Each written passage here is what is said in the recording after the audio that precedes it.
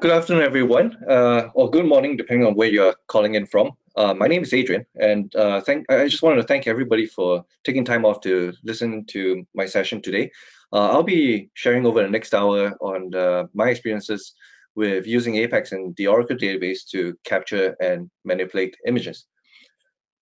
I actually first want to kind of begin with a little photo sharing some of my travels. I was in Cambodia in 2006, so more than 10 years ago. And I started out my journey with a bunch of friends from Phnom Penh.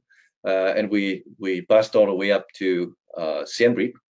And in Siem Reap, you actually see this magnificent structure over here, and that's known as the Angkor Wat. And it was built many years ago during the reign of the Khmer Empire, and they were powerful and rich at that time, largely because of these large water moats that you see at the bottom. And these kind of drive the paddy fields and hence, allowed them to produce a lot of rice. And that commerce kind of gave them that power. But unfortunately, some of that power led to, well, I call him a crazy dictator who decided that he wanted to bring the country back to Stone Age, and to start with, he had to get rid of certain groups of people in the country, and many people died in that decade during the 1970s. Today, if you go to Cambodia and what's known, I think everybody knows what the killing fields are. You actually see some of the bones still lying around. And so what's my point showing you these pictures, apart from the fact that I like to take pictures? Well, pictures speaks 1,000 words, and you're going to find a lot of requirements coming from clients to say that, either they want to capture pictures of certain data inputs that they want to capture, or sometimes even video. And we as Apex developers need to know how we're going to do this, both at the client level and the server side. And that's what I'm going to share with you about. So before I continue, I just want to spend some time talking about me. This was me more than 10 years ago. As you can see from my shirt, at the time I was pretty much a Java fan, but in the last 6 years I've been doing lots of Apex, and today, if I were to wear a t-shirt, it's going to say APEC. I'm working with Insum. I'm also active in the community. I'm largely responsible for the Oracle Apex meetup here in Vancouver.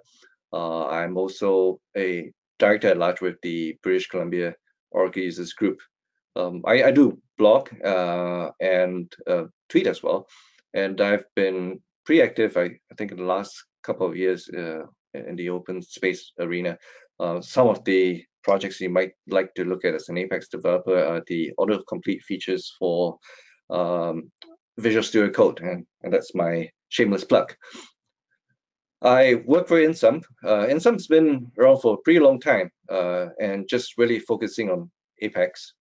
We have 3 offices, so beginning with Canada, then down to USA, and more recently we have an office in South America and in Peru. I should say last year, we announced a couple of partnerships in France with Azure Labs and Delis. And a list of stuff we do is on the right, but in a nutshell, I'll say to you that if you have an Apex issues that you need to solve, well, talk to us. So the agenda is pretty short. I'm going to have lots of demos to show later on, so that's going to take a bulk of the time. We'll start off, looking at different ways that we can interface with the browser to capture images to begin with. I'm going to look at certain aspects regarding mobile devices, and then how we actually process them both on the client side and on the server side. And if time permits, I'm actually going to talk a little bit about computer vision and a little hackathon project that we did last year. So first and foremost, when we talk about uploading a document or an image file. The thing that we always use is this input element. And in the HTML media capture API, the specification actually says that you can add a couple of attributes that help you to manage these kind of activities. And if you were to include this little filter where it says accept, and if you ever picked a file on the desktop, you would notice that it would allow you to filter down to just image files. And likewise, if you had other extensions like whether it's an audio file or a video, where it will just filter down to something like maybe MP4. But on a mobile device, if you were to add this capture attribute, it will go further to even prompt you, depending on your device, whether you want to take the image directly from the camera device. And I'll demo this a little bit later on when I'm going through the rest of the demos. So the thing to be mindful about is that this is the most recent list of browser support, and you'll notice that most of the greens are actually with the mobile devices. And if you've seen earlier on when I clicked on file on the desktop, it really doesn't do anything. The only applicable attribute would be the filter. But there is a different solution for desktop, and that's actually the Media Capture and Streams API. And this belongs to under the WebRTC specification. This was, I believe, finalized just in 2017. And it's a bunch of JavaScript that allows you to interact with your, for example, your video USB video camera. It is pretty new, and so you have to be really careful about what browsers support it. If you have to go into some legacy browsers, then this might not work for you.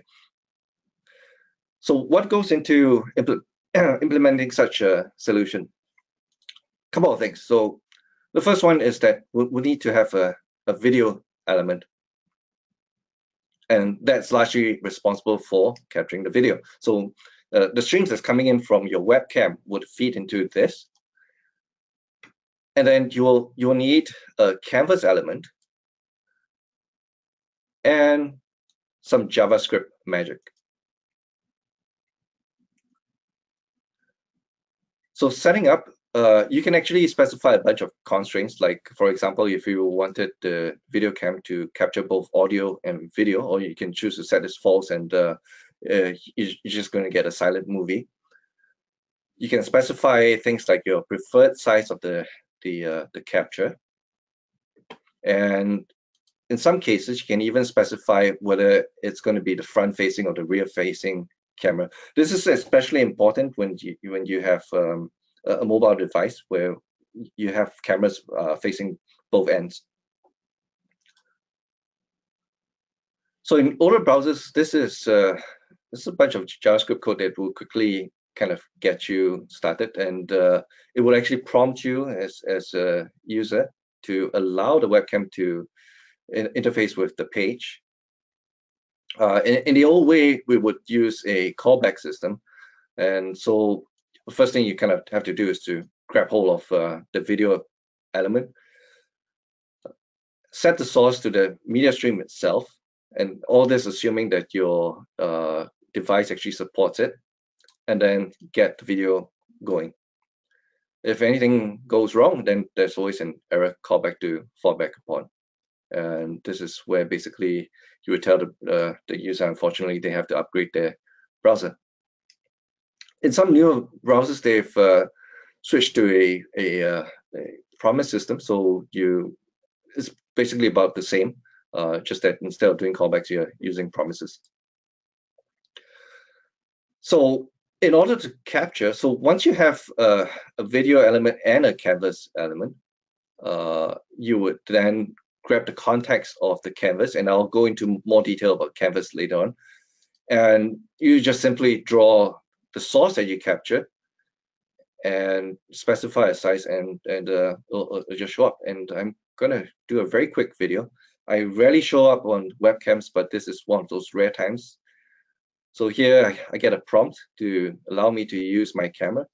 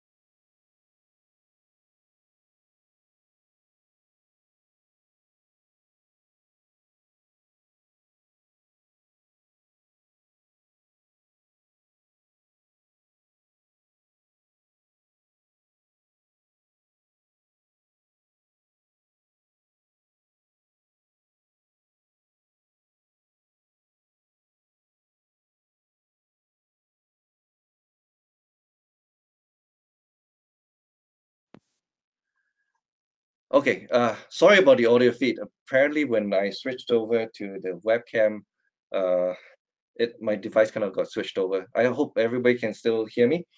If not, please let Mark know so he can let me know about that.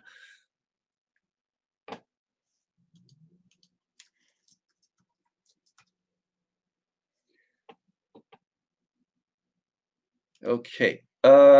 It's nice to have teammates to give you real-time feedback. As I was saying,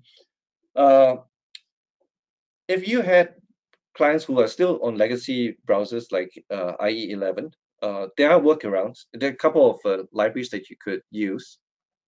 And typically what they do is they would fall back onto Macromedia Flash. Oh, sorry, I should correct myself and say it's Adobe Flash. Yeah, but it may or may not work. It's a hit and miss, and yeah, but it's good to know that they do exist.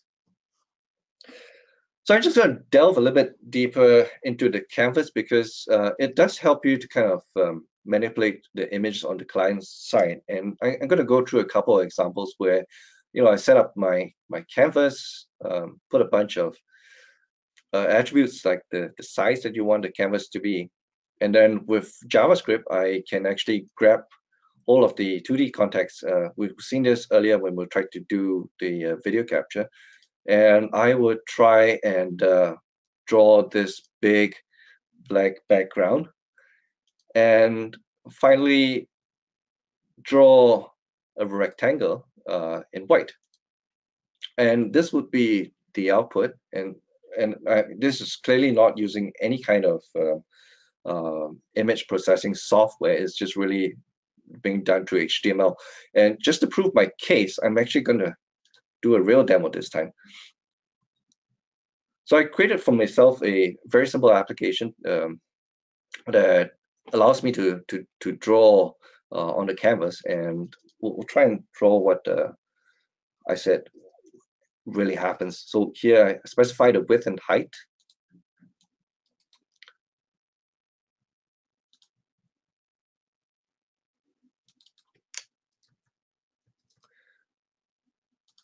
Set the background color and update. So this happens in real time. And the other thing I said that I would do was to set the stroke color to white, and I would draw it from the point 1010, and I would draw it for about 100 pixels wide and 80 pixels high. Now, maybe I'll just introduce a circle here. And I'm going to have it right smack in the middle with a radius of 50 pixels. There we go. And suppose I made a wrong decision on color. With just direct canvas manipulation, this gets a little tricky. I might actually have to, start from scratch. draw everything all over again to get this done. And that seems a little bit troublesome, and I'm actually going to save this right now.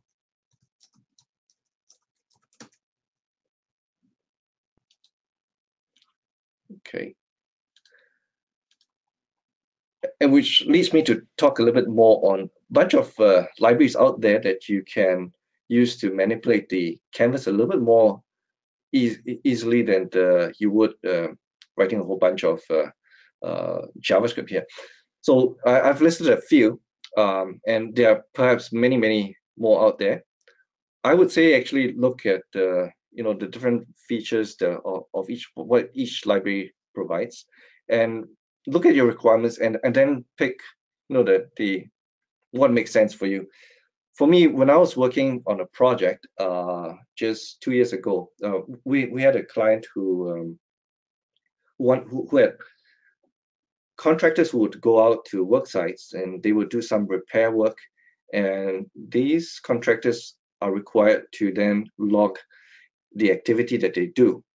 But it's really what they say. They needed to also capture what they did, and so that was a requirement for us to do some way of capturing the image, and at the same time maybe capture the geolocation because they're out there in the field with mobile devices, and then be able to use this as part of their reports.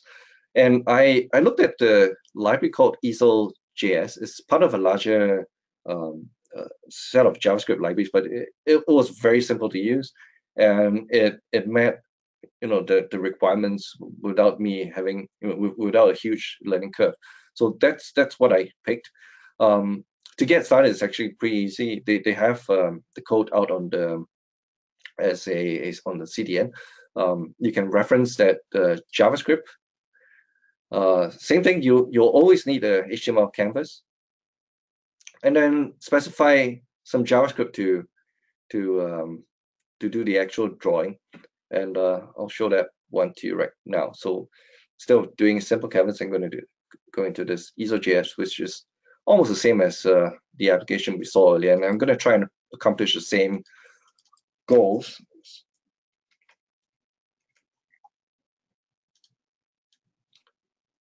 Set this background to black. I'm going to draw a white square.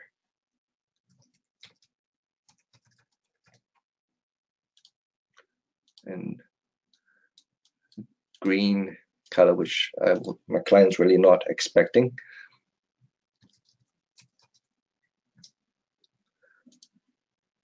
And with Easel.js, I can introduce things even like event handlers. So for example, I added one where if I were to click on the object that I drew, it would actually remove it from what they call as stage.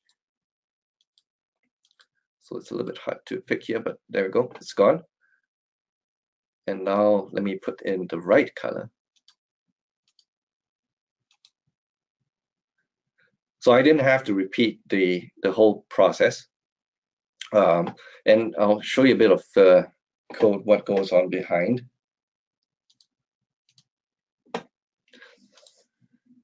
So in the simple canvas, this is basically all it's needed to kind of paint background and draw something.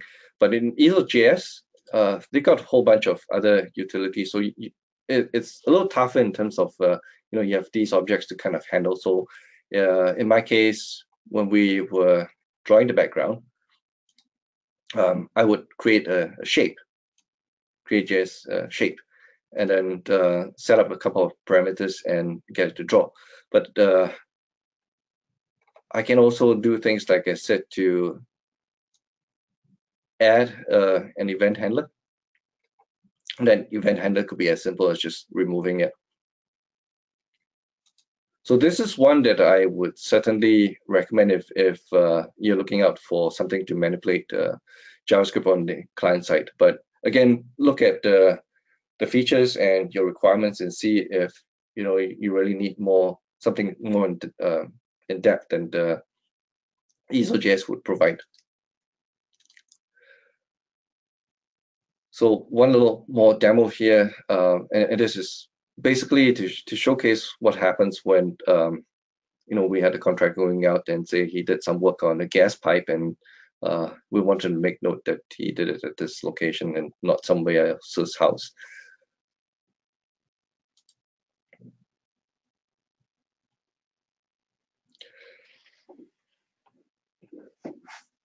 So that's on the client side. Right now, I'll dive deeper into making use of some PL SQL, so doing the image processing on the backend with something known as the Oracle Multimedia package. It is a database feature that exists in nearly all editions.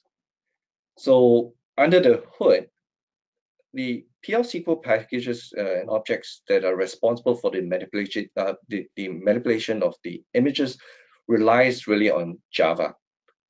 And unfortunately, at the moment, so 11G is the last release that we have for XE. Hopefully things would change in the 18C. Hopefully we'll see it this year. But yeah, it wouldn't work in XE because Java is missing in XE. You have a whole bunch of objects, and you have objects for images. There are ones for videos, documents, and audio. And for those of you who are in the medical space, there is support for DICOM as well. It allows you to kind of wrap extra attributes and perform certain actions on a blob that you know is a multimedia object. In 12C and the list that you see here, they extended further by introducing a whole bunch of packages that basically mirror what the objects do. But I'll show you a couple of examples later on. They do make things, I feel, a lot clearer and easier to understand. So let's look maybe at the ORDIMAGE type, and I specified the type, and this exists in 11 and 12 as well. So on the left here, you see a couple of things that I might want to achieve. So for example, to get the dimensions of the image, there are methods in ORDIMAGE that lets you pull the height and image.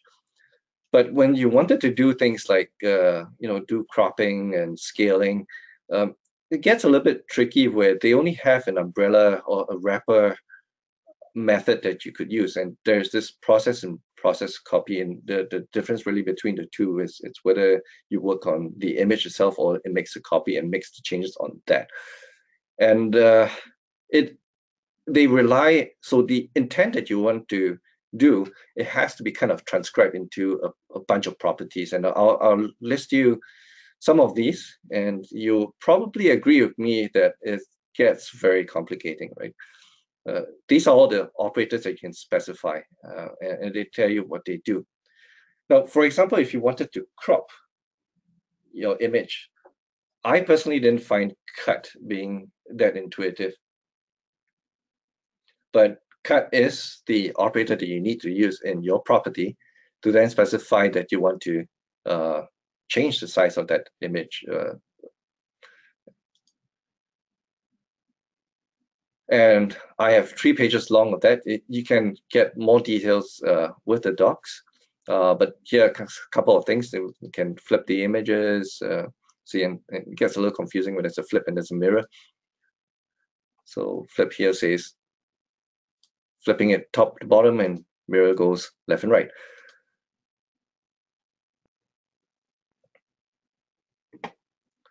So you can even add some transparency if your image is a PNG, in a PNG format. So in the package, and this is available from 12C release 2 onwards, they have basically the same features, and you don't actually have to create. So if you're storing an image as a blob, you don't actually have to create an ORDIMAGE type from that blob. You can work directly off the blob, and you can perform the same functions, but it's a lot more intuitive. Like if you're going to do a crop, it says it's crop. I mentioned metadata, and as a wannabe photographer, it's hugely important to me. I actually want to remember, for example, when I take a picture, I want to know what the shutter speed I use, the aperture, the ISO, a couple of other things. And if possible, I would actually want geotagging as well. And that's the process of adding the location information. And in some cameras, you actually have an added feature where you could put copyright information. And I do want to store this alongside the image. So later on, if I decide to go into my archive and figure out what I did then, I could. EXIF is it's a well-known format that is defined by a huge industry body in Japan, and they produce lots of cameras, so lots of vested interest in there. And it don't just store images, information about images. It also has things like sound and stuff like that. So we go on to my larger demo, and I'm actually going to try and switch over to a mobile device right now. I just hope this is going to work for me.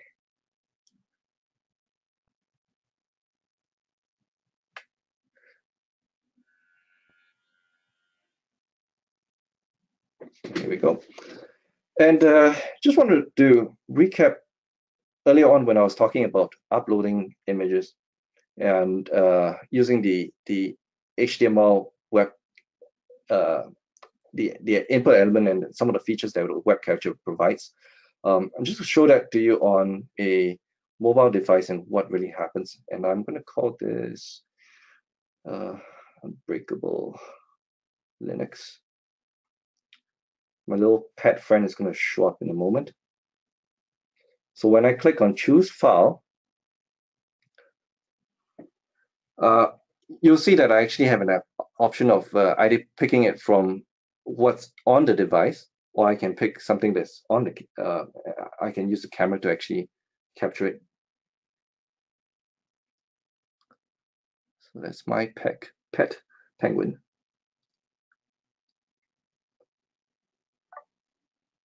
I just took a picture.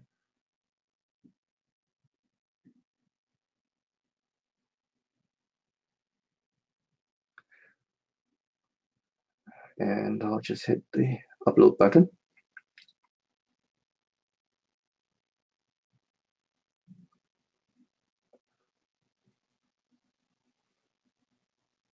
There we go. My little pet penguin.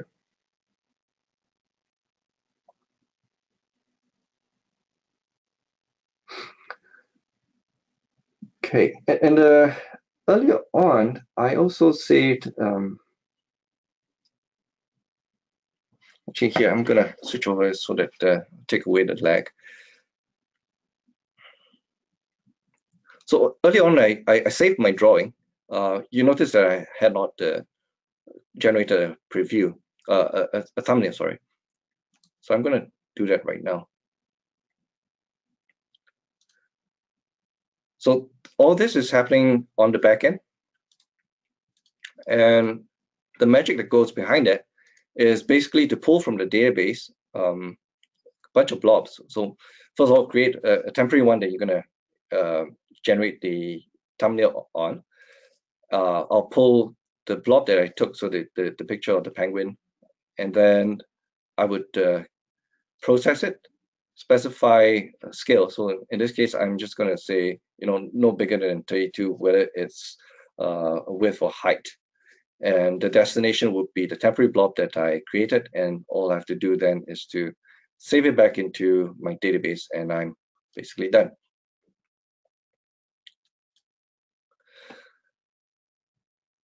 But I'm a little bit more careful when it comes to pictures that I take, right? I don't want any of you to steal this from me, so I'm going to want to apply a watermark to it. Right now, I don't have anything. Well, I have a picture that I created just now, but I want to create your typical transparent letters that come out in the middle of pictures to make people's life difficult when it comes to stealing photos. So I'm actually going to use EaselJS to do that for me. So first of all, I'm going to name it watermark.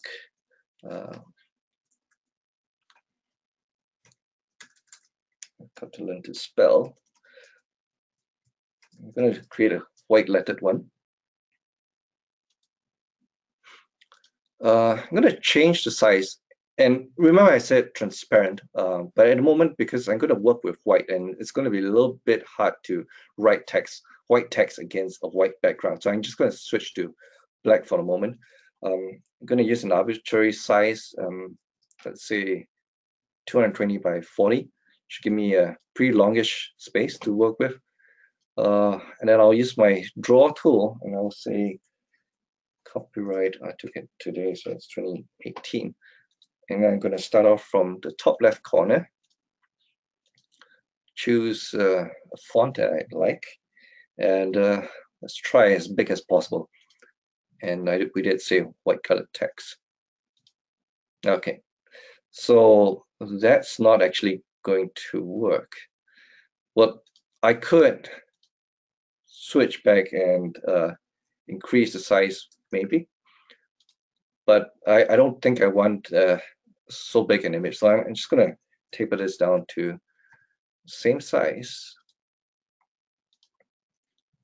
but this time maybe reduce the font size and see if it fits. I have to click to make it go away. Yeah, no, it fits like a glove. So I'm good with this. I'm going to take away the background now, so that it'll be a transparent image. Oh, looks like it's gone, eh? I'll just trust that I did actually manage to save it, so let's go for it. Then back to my photo album. I can now see the copyright message. No, I can't. Okay.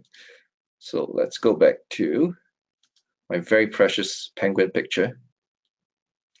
So no watermark yet. Hit apply. Now I get to choose this guy, and I want to place it, let's see, where would it be most obvious? Maybe in the middle. And maybe I don't want it to be too intrusive, so I'm going to lower the transparency to 5. And I'll hit apply. It's a little bit small here. So if you can squint a little bit, you can actually see it in the background, in the middle here, where it says copyright 2018. And I'm done.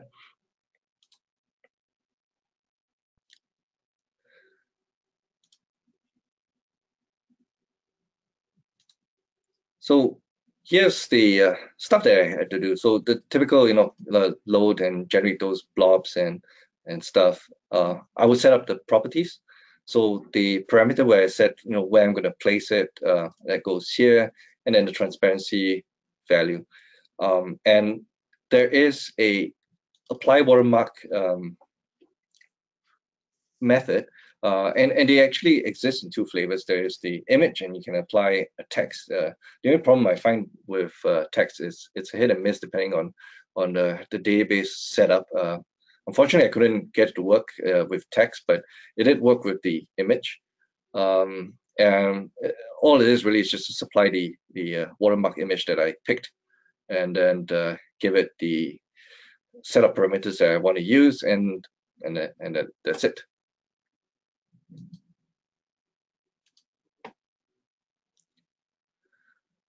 So a couple of things. We talked about the EXIF data which exists in the metadata of the ORD image.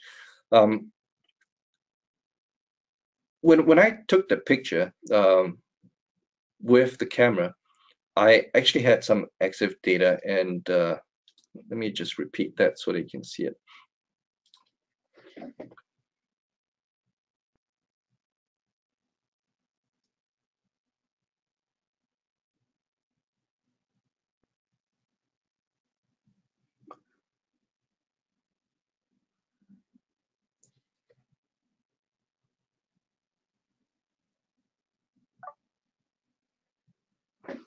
Okay, there.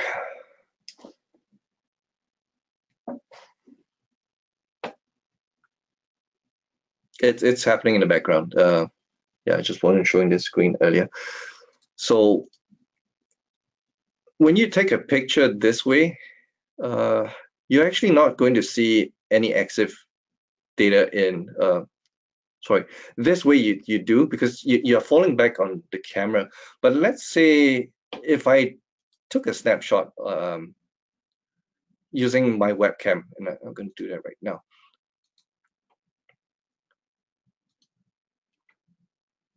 And let's say I'll save this image.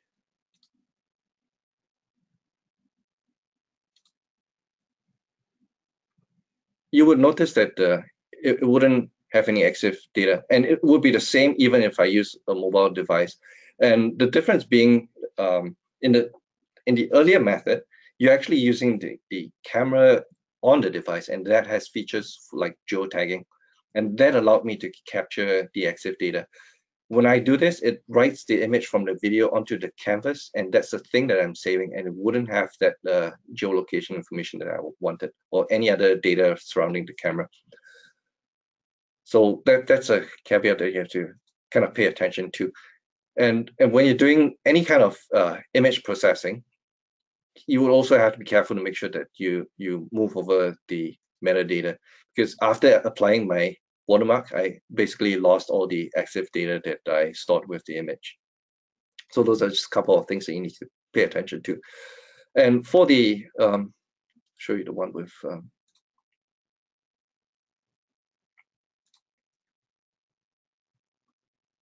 not wrong one.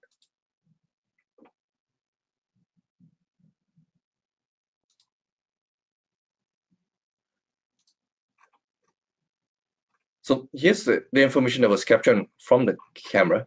And in order to pull that information, I actually had a collection that runs behind it. And from there, I could store when I had this page load process that loads the information into the collections, and it's basically XML data that you pull. And then for my query, excuse me. For the query, I basically just passed the XML, and I had these dots here because they can be a lot, and you can really just pull out the only stuff that you really want to view.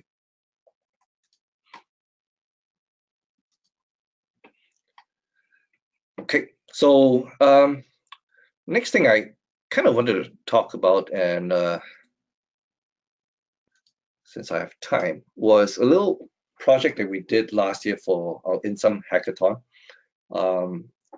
During K-Scope, we actually had the pleasure of Monty Lechollet to do this presentation. So now I'm trying to fit his big shoes to talk about bear goggles. I'm not too sure whereabouts you might be from, but here in British Columbia, we kind of pride ourselves being, living right next to nature's backyard, and it's nice. We get pretty sceneries, but there's also a problem when if I decide to go out for a hike or a run, I have to be really mindful when running on the trails about bears. And so that was the focus of our hackathon last year, was to build something that would be better than relying on humans to report. Because even with crowdsourcing, we found an example in Florida where there's just no way a bear could be found in the deep pits of the ocean, and that's what you get when you have humans involved, right? You never know how they behave. So we decided to come up with an Apex-based solution, but it wasn't going to work alone. It needed a couple of things. So we had a bunch of APIs that we used, but more importantly, we also relied on the Raspberry Pi. And on that Raspberry Pi, we actually had a Pi camera. And using a bunch of Node.js code, a little bit of WebSockets, and more importantly, Python and OpenCV, we were actually able to create a solution where we would do this automatically. And that's all relying on the computer vision. This is probably no longer a buzzword. This exists everywhere right now, with the importance of autonomous cars and stuff like that. these are things that it's going to constantly show up. Under the hood, it's really relying on things like neural networks to kind of decipher what is considered certain type of objects in an image. So this was our setup. Apex was running on the server, and we had a bunch of Raspberry Pi nodes that's out there. I didn't really have a cute Pi to show here, but that's essentially it. We had small IoT nodes running out there, and we trained a computer vision model on each of these. And whenever something that it thought was a bear showed up, it would send that information back to the server, and we had a front end. In real time, it would just show little pins coming up to tell me that there, bear was sighted in the vicinity. And that, as a fairly propositional for me, is that I have early warning to know that if I'm going to run into one of these. But that's only one way of doing it, is using Python and stuff like that. But if that's not your cup of tea, I actually found a very interesting API. It's called Tracking.js, and it will do everything just on a browser. And that's really how powerful our browser is right now. So that's me. And that's happening on the bottom here. It's real time. So imagine if you had that, and I'm trying to make sure that I can capture it. Okay, there we go. So imagine you had this requirement, and where you had to take images of a person and be able to tell, what is a person. You can actually store that over here.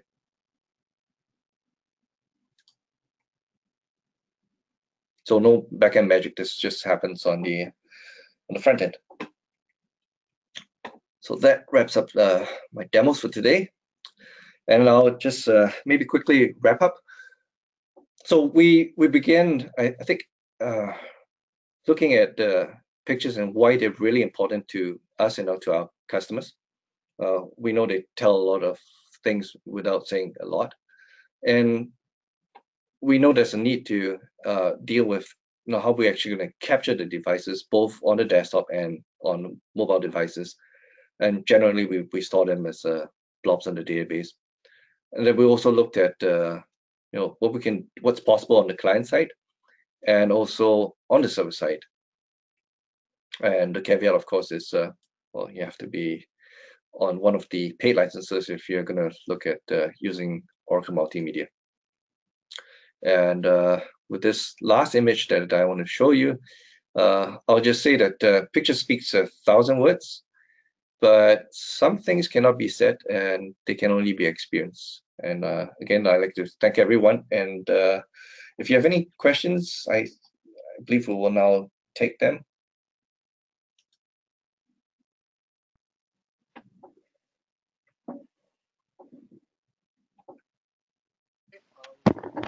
Well, thank you, Adrian, again for the presentation. This is Mark speaking. I'm a colleague of Adrian's running the webinar. One of the questions that we received a lot is the presentation will be available to be downloaded. Yes, it will. We will send an email for all the people attending and people registered that were not able to come. So yes, we will send an email shortly within 24 or 48 hours where you can look at the webinar again. And for now, I believe that's the only question that we have. I hope that was useful. Yeah. So yeah, if you guys want to check out other webinar, obviously you can go to our website, www.insum.ca, and you can also follow us on Twitter at Insum Solutions, and we will post when we do have other webinars. We're scheduled to make one per month. So hopefully, like Adrian said, you enjoyed this webinar and learned a lot. Yep, and if you have questions later on, always feel free to contact me through Twitter. That's probably the best way to reach out to me. Okay, so we actually have an image question, sorry. Okay. When we upload an image storing in a BLOB column, the image remains in Apex workspace files. When we have a validation error, how can we delete this image? Okay, that would be a question more, I think, specifically to Apex, and it really depends, I think, on how you do it. If you're using the temp files, you can query the table and delete it if you need to. And since we're on the topic about where to store it, I actually did. So this is just a very simple table that I did.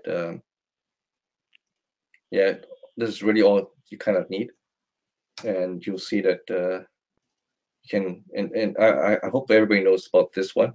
With SQL Dev, you can actually view the image. Oh, it's the same penguin. Yeah, you see his head. Yeah.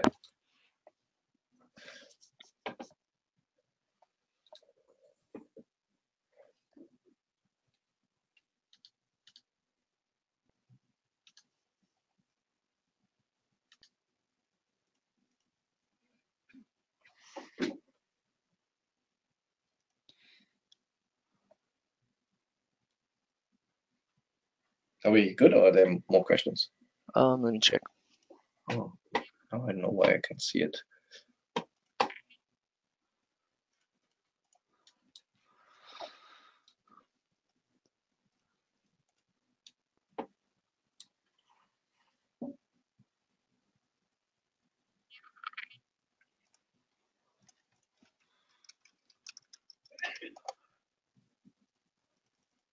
That's the.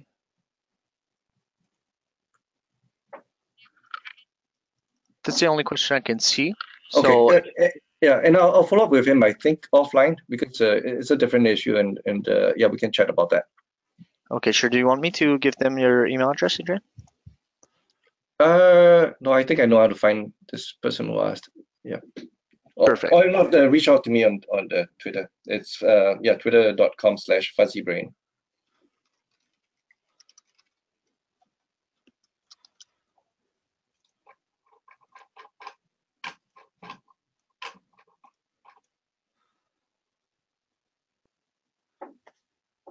We actually have a question from Rafael Moreno. Instead of BLOB, is it possible to save to file system? You could, and ORDIMAGE should be able to deal with that as well.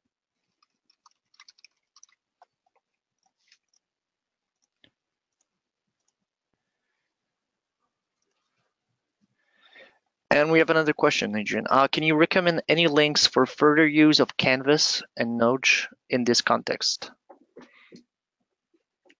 Canvas, and what's the second one? Node, N-O-D-E-J-S. Oh, Node.js. Yeah. Where to learn about Canvas? I'll find it out, and maybe I will include that as an appendum to the slides. Okay.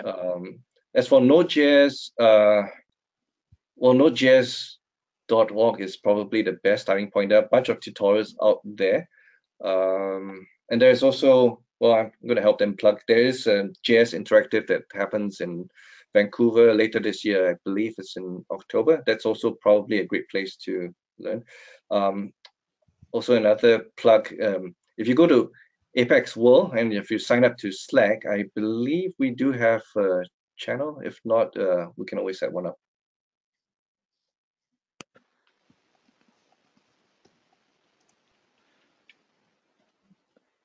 In the same way, we have another question, Adrian. In the same way, is it possible to manipulate fingerprints?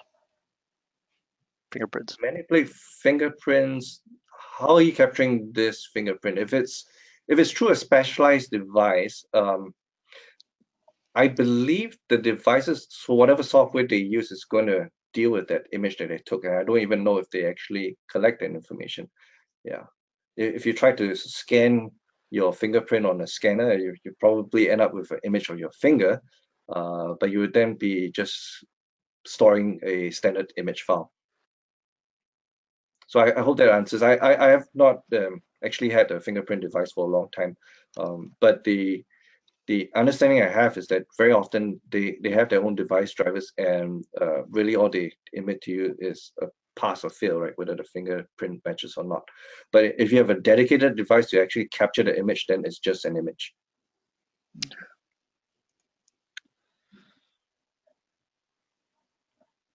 As to whether you could also use OpenCV to kind of identify people with fingerprints, that is actually a possibility. So once you have the image, and if you had the right training model to analyze the fingerprint, you could do some really, really neat stuff with that.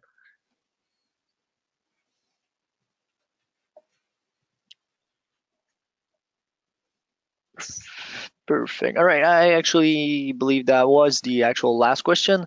So in any case, like Adrian said, you can reach him on Twitter at FuzzyBrain, and you can ask any question also by email to webinar@insum.ca, and I'll make sure that I find the right person to answer your question, most probably Adrian.